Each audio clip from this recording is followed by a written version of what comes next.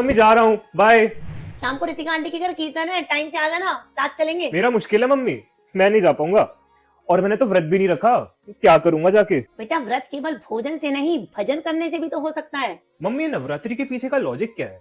हर साल 9 दिन ही क्यों? बेटा समझ में आ जाए तो लॉजिक दिखता है, वरना परंपरा है। तो समझाओ ना, क्या है नवरात्रि? बेटा 9 दिन एक पूरा चक्र होता है। जैसे 0 से 9 तक गिनती पूरी होती है, फिर वो आगे दोहराते हैं।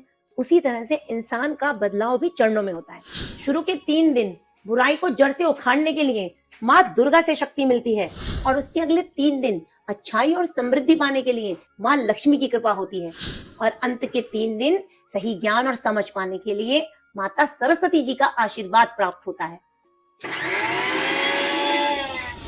और माँ दुर्गा के 9 रूप, क्या सच में माँ अलग अलग रूप लेती थी? दुर्गा माँ एक ही है।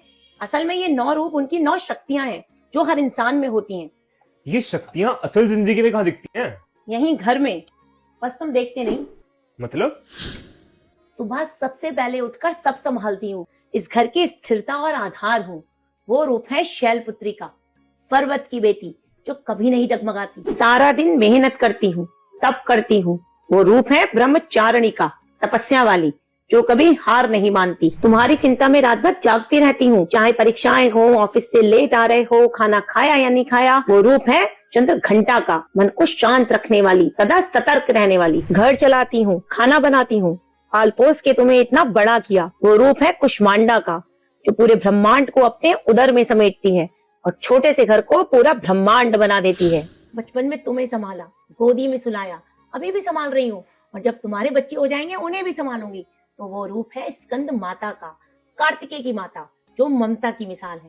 गलत के खिलाफ आवाज उठाती हूँ, तुम्हें शिष्टाचार सिखाती हूँ। वो रूप है कात्यायनी का, योद्धा का, जो न्याय के लिए लड़ती है। मुश्किल में टूटती नहीं, डर को हराती हूँ। वो रूप है कालरात्रि का, अंधेरे में प्रकाश देने वाली, उग्र रूप में भी रक्षा करने वाली, घर में शांति बनाए रखती हूँ।